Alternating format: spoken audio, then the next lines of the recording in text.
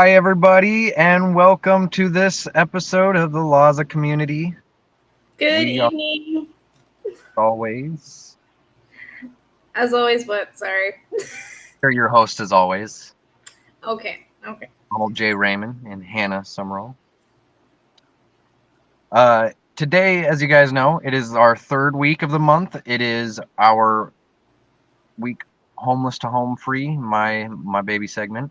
You know, child of a segment. Just as the self love week is more of her love child of a segment. Um, so today we have a pretty cool guest to have on. Oh, come on. We have a freaking rock star on today. Thank you. I was gonna get a little pumped up more to it, okay? But yes, fine. I'll start out like that. We have a freaking rock star on today, okay, guys? And not just any rock star, but A rock star we're friends with. well, not just that, but a female rock star, which is awesome because you don't hear a lot of female rock stars out there actually talking a whole lot about their life, where they come from. At least the ones, I know a good handful of female rock stars that I've listened to growing up. And, honestly, I still feel like there's a lot more talked about with the male rock stars than there ever are about female rock stars. So I'm really excited about that fact. And not only that, but she came from a place of homelessness. She came from a place where she did not have everything she needed, everything she wanted to be able to actually feel like she wasn't just surviving. And she brought herself above and beyond with where she's going with her music, with her following. All the things she's doing in her life right now, she has been really exponentially growing herself from where she was. So, So you then know, what would you say what would you say is our what is the word? Our spectrum of homelessness. What is the spectrum we're working with? so a lot of people, there's all these stipulations that people have, or stigmatisms of homelessness. Okay, a lot of people don't want to admit that they were homeless at one point or another, because they don't see it like that. Because we're mostly taught that homelessness is when somebody is just living on the street, living Yeah, in a on the street. under a bridge, living in behind some bushes or something. That's usually what people picture as homelessness. Drug addicts, Yeah. freaking side of a sidewalk. And, that's not the truth. People can be homeless whether they are living on the street or not, living in a car, couch surfing. These things are also types of homelessness. People don't think about homelessness as being a couch surf, being someone who couch surfs, because you're still living inside. You still have that food or that shelter or, the bathroom, So like yeah, that. there's a lot because I know there's a lot of people because what I'm 24. There's a lot of people in the still a teenager range where they just don't want to live at home anymore, and grandma has a free couch. So would you consider them homeless still? Technically they're homeless because if you don't have your name on a lease, or you're not actually you know situated there. You have all your mail, people, all your work, government stuff, and everything knows that you're there. You're technically homeless. I Okay. mean, in that you're not situated.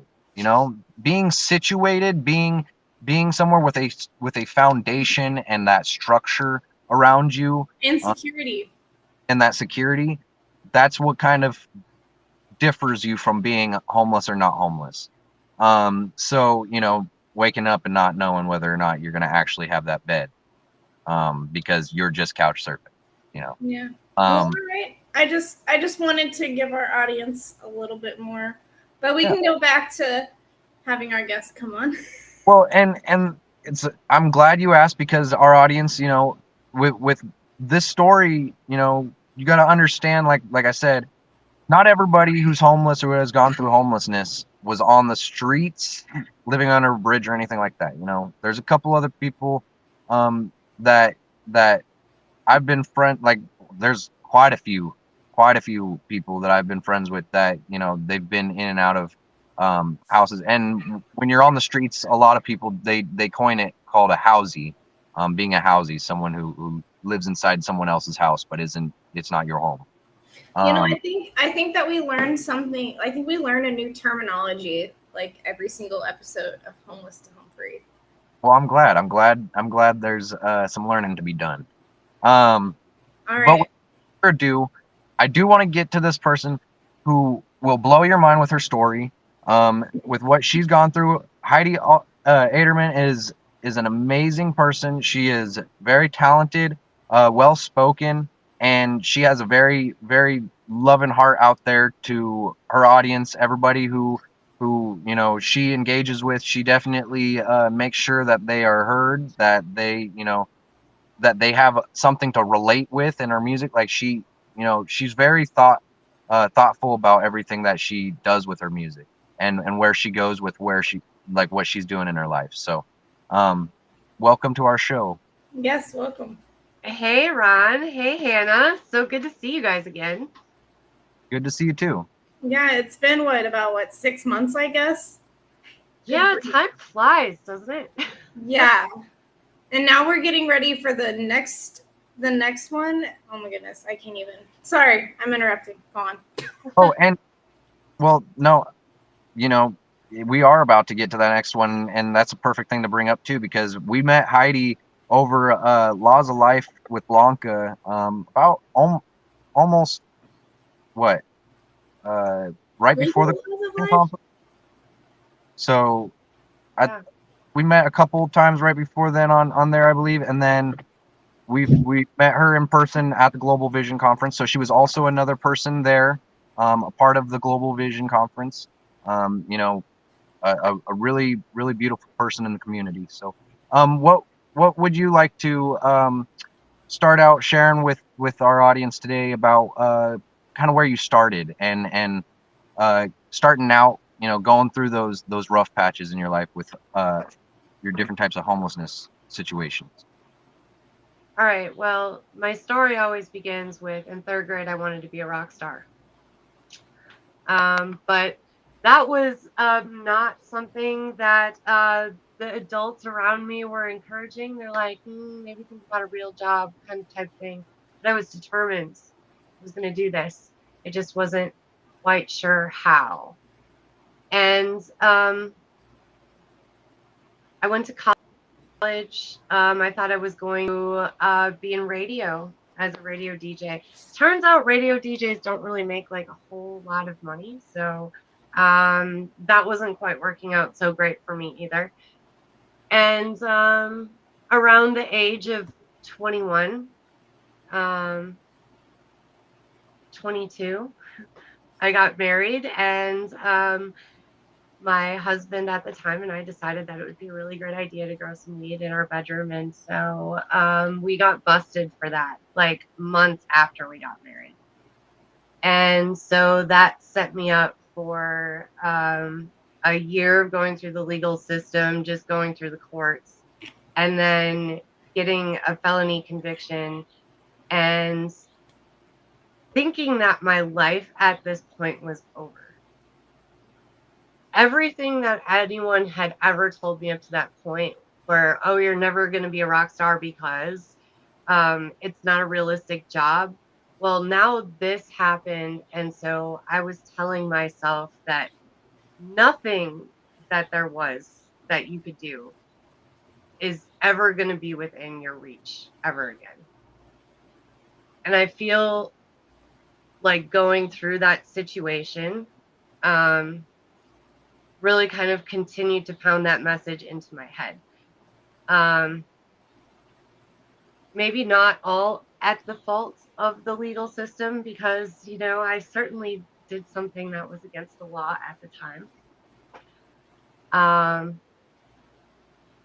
But I was in a certain place where I was just going to stay stuck there. And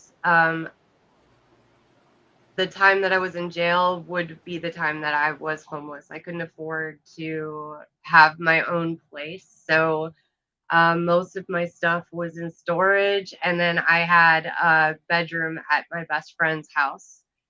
thank you, Chris.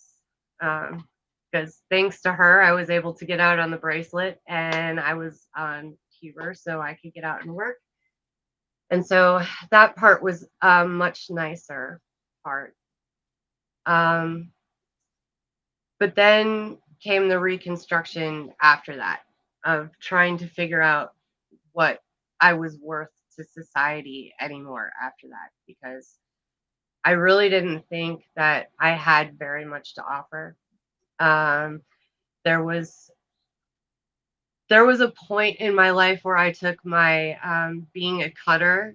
I used to be a creative cutter, and I would cut shapes when I was a teenager. But during this time, I just cut. And I really feel like, I mean, to be honest, I felt like I was just kind of a burden on everybody. So it took some people believing in me and seeing the talents and the skills that I had to help me rebuild. There was a boss that I had at a gas station that I worked at that was the one that helped me keep my job through all of that so I could get out and work. So that was a blessing. Wow. That's powerful. And then there was another boss that he didn't know that he wanted me as a store manager, but I just kind of took it over the responsibilities and started doing the things because I was so desperate to prove that I could be valuable again.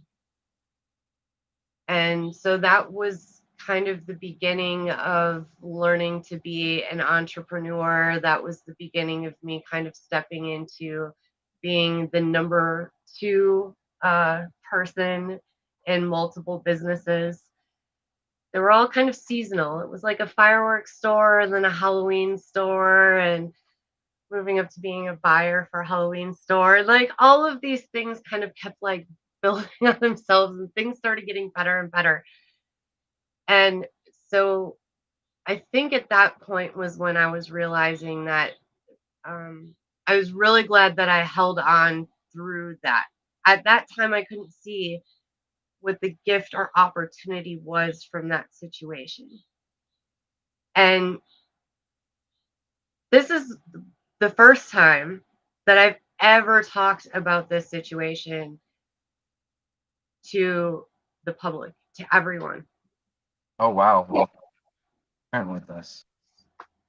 We're really grateful for you being here and sharing it, because so far with what you've said, I definitely can relate in a lot of ways, not necessarily the same situation, but understanding, the reason why I was really in the place that I was in for so long is because I really didn't feel like I had that support. I didn't really feel like I was welcome anywhere. I didn't really feel like I was, like I was good enough to be around other people for, too long of a time, because, I didn't really ever see a whole lot of that good, healthy support around me where people wanted to stay.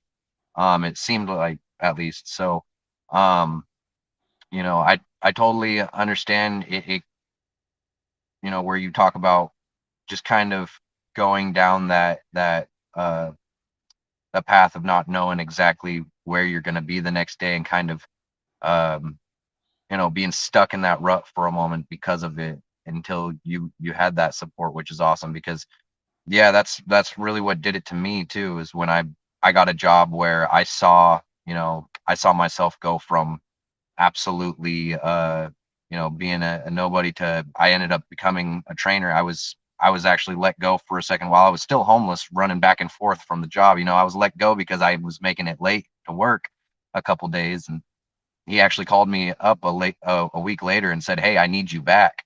I need you back." And ended up becoming a trainer for him. So I totally I that's powerful that you share that, because a lot of people don't realize that it really is certain things like that that are so small or minute in some people's eyes, that can just completely open up your entire world from where you're stuck at.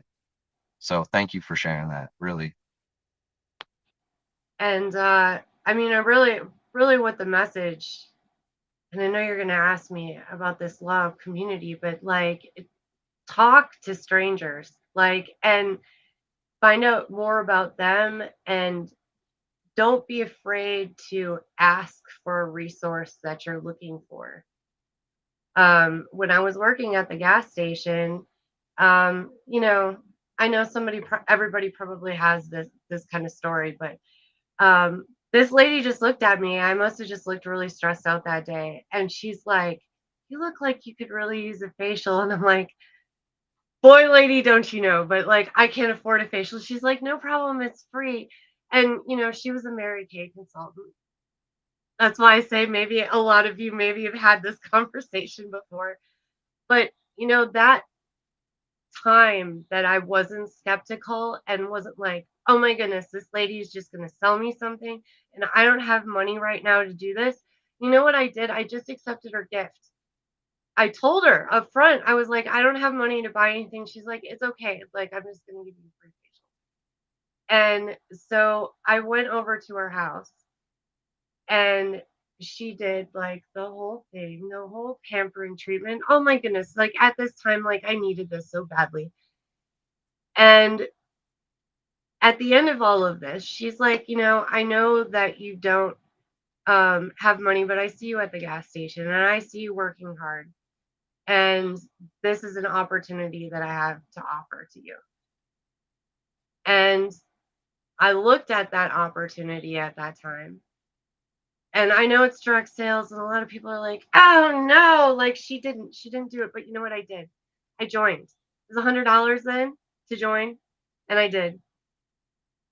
And I'm glad I did, because of what that community did for me at that point in my life. Mary Kay created a culture where she uplifted women and she told them always, "I believe in you." That short message, "I believe in you." And it's what I needed to hear. And so even though at the beginning, like, I really wasn't selling anything, but I was going to those meetings every week, and I was getting this message week after week: "I believe in you. I believe in you." And it was countering all those messages that I got before then, which was, "You don't amount to anything. You won't be able to do anything. You can't, because you made that mistake. You're going to have to keep paying for that." I heard a completely opposite message from this. And thanks to Mary Kay, that led me to a life coach. And through a life coach, I finally figured out what things I wasn't doing in my life. I realized that I had a saboteur that was a victim, and I thought that everything was just happening to me. And so this was a big, huge turning point in my life where I realized that things were happening for me and not to me. And every single situation was a learning experience. So I was finally starting to get out of it enough to the point where I could look back and go, "Okay, what have we all learned from this? And why was this important for you to have lived through this?" And there was a point in time in my life while I was working on music that I was like, "Whatever will I write about?" Like, I'm going to run out of things to write about. Well, after having this realization, it was like, you know what? There is a good song around every life situation. And what I had experienced, as terrible as it was important for me to be able to have empathy with the people that I come in contact with, and for me to really be able to reach people in with music in those dark places where people are, and be able to relate. And like Ron, you were saying, you feel alone. Like, don't feel alone. Look, there's others of us that are suffering through some pretty crazy stuff, and there's a way for you to find that way out to the life that you want to live. Just because you fell doesn't mean that the next best opportunity for you isn't right around the corner. Absolutely. Is that echoing?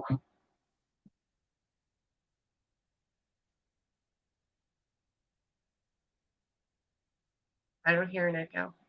Oh, okay. Some weird, crazy, monstrous sounding echo. But anyways, yeah, and and that really is the biggest. That's always. I feel like that's the biggest point that I push every homeless to home free segment I have too is really really ultimately don't be afraid to reach out to other people, even if you don't know them, reach out to the resources like you said at the beginning, because a lot of times there will be other people in your position, in your spot, that are going through similar things, and I'm sure, like, with what you've gone through too with your music, I'm sure you found a lot of musicians that have gone through a similar thing and kind of were able to align with you because of it. Um, I know a lot of people on the streets, when I was homeless or going through like traveling and meeting all these different people who have gone in and out of it. A lot of people really, I feel like one of the biggest things that people actually connect on is music. For one, that's one way. Um, a lot of people out there, if you're struggling, with any sort of similar situation that Heidi's gone through, music might be something you want to go towards, honestly. And speaking of which, do you have any upcoming events or anything you want to share with your music, and kind of get the audience to know what your music is about, and you know share a little bit about that? Well, you just missed an event. I just got back from Wisconsin. I had a reunion show with my band Mast. We are doom inspirational metal. So that's like stoner doom kind of type metal, but with an inspirational twist. That's cool. And yeah, so we got together June 1st, had 6 rehearsals together, and then played Pharmapalooza. So there are some videos online. I think there are going to be additional ones that are going to be released that are a little more professional quality and less cell phone. And there's definitely going to be a lot of pictures from that show. So you can you could probably go to my Facebook page and get linked to all of that, because those are all different Facebook pages for my band is called Mast, and you're gonna have a better chance finding it if you search Mast, Wisconsin. Say that one last time. Yeah, would you mind spelling it? Oh, sure. Can I chat in here? Yep. Oh yeah, I was just wondering if you could spell it out loud. Oh, it's MAST. Mast, like a sailboat. That's easy. I figured. That's pretty easy, yeah. Second, my phone must be doing something weird with the sounds today. So, but well, that sounds like a kind of a newish genre. Sounds like doom inspirational. Sounds cool. I can't wait to hear, because I haven't, I know since we met, I haven't really gotten to hear any of your music yet, and I've been excited to for a day when I figure out exactly where I can find it. So now that there's, you just had that event, I can't wait to look it up and actually look into it. So So you can also see a bunch of interviews that I did with all of the bands that we played with. That is, let's see, you had my music accountable to music link, I think, to put up there, with Austin Entertainment Management. And so I've been interviewing all the bands, and you guys can learn more about other bands that are like mine, and other metal bands by going to hallisthebomb.com/pharmapalooza. And any musicians that are interested in learning more about how to do business part of music and be accountable to finishing everything that they want to do, they can join our music accountability group. So that's what I've been working on. I don't want to just rise to the top. That's the name of my album. I don't want to just rise to the top on my own. I want to bring a bunch of other musicians with me, because you can do this. You have time to do everything that you want to do. It doesn't matter where you came from, what happened in the past. We can put that aside, get past your own head talk, and let's do some music business and get your music out there and start reaching people. That's awesome. That's awesome that you went from a homeless situation to you're finding your own success, and now you're actually helping others find their success. That's awesome. Yeah, I didn't even know you had that part added to it. Did you do that since the last time we spoke? Is that more of a new thing you've been Well, doing? the interviews, yes. That kind of popped up after we met. Once Pharmapalooza was announced and Mast was going to be playing, I was like, oh, hey, what a great idea. Why don't we sponsor this event? And so got to interviewing everybody. And that was awesome, man. Like, by the time I got to the event, I felt like I knew everybody because we'd all met on Zoom before. And I got to find out everybody's story and how they met and what they plan to do. And then to sit down for 2 days and then see them all perform. It was a great 2 days. So I highly recommend, if you live in Wisconsin and you're near Kaukauna, that you need to look up any music events that are at the Broda Zafa. Get to the next one. You won't be disappointed. It looked like it was lots of fun too. I saw a chicken hat and lots of other things. And I did throw up that link that she was mentioning, How is the Bomb? Yes. So yeah. I saw that. Thank you very much. Yeah, I was like, wait, yes, we do have it. Let me throw it on there. And you know what? If you're missing any of the information, you're like, I can't find that, just send me a message on Facebook. I like getting people to resources. So I'm more than happy to help. Yes, and that is Aderman, not Alderman. I don't know how. Aderman, not Alderman. Aderman. There we go. It's an invisible L that it just like people see my last and it just appears. Yeah, everyone sees it. It's funny because when your name popped up right before I was about to announce you, I had to correct myself right then because I was about to say Alderman. So it's okay. I don't know how your name ends up getting the invisible D or L in there. It just makes no sense. It's okay. Mine gets an H at the end. Yeah, yours does get an H at the end, and mine has a D at the beginning. I think that's why I started saying D, because I get called Donald all the time for scammers. Well, lately it's been Ray. Or Ray, yeah. Well, nonetheless. Also, I would like to thank you for being on the show with us today. We are getting to that point where we have to call it the end. I do appreciate you for sharing your story, especially since this is the first time you shared it publicly like this. And, it means a lot to me because a lot of people don't realize like how many homeless youth there are out there. That's what really gets me to do this episode every third Thursday. Because, I started out as homeless youth. I may have been, just turned 18, but I was still youth, I was still a kid.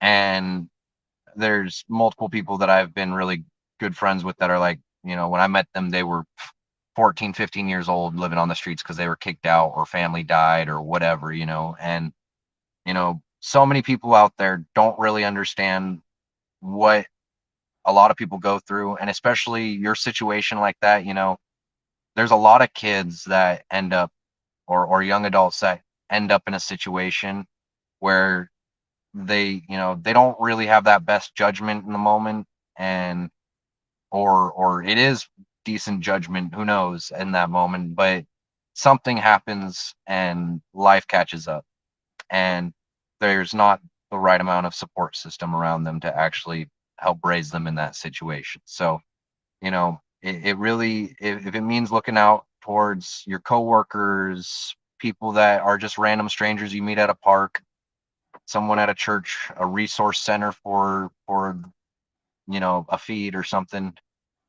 go and reach out to it. As Heidi said, it really, it'll surprise you with how many people are out there that may not know you, that care about you. The people that you think that care about you the most aren't always the ones that do.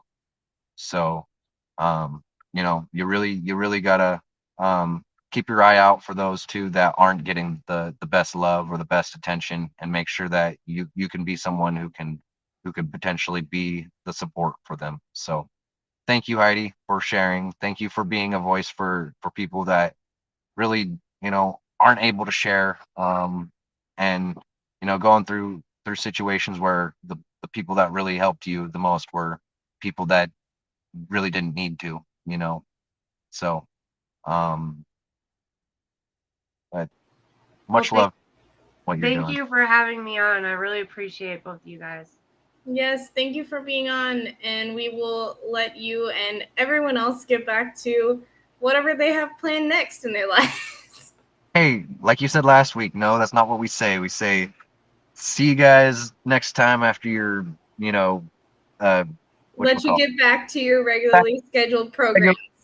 I don't even know how to say it right, because to me this isn't a program. I'm not trying to program your brain.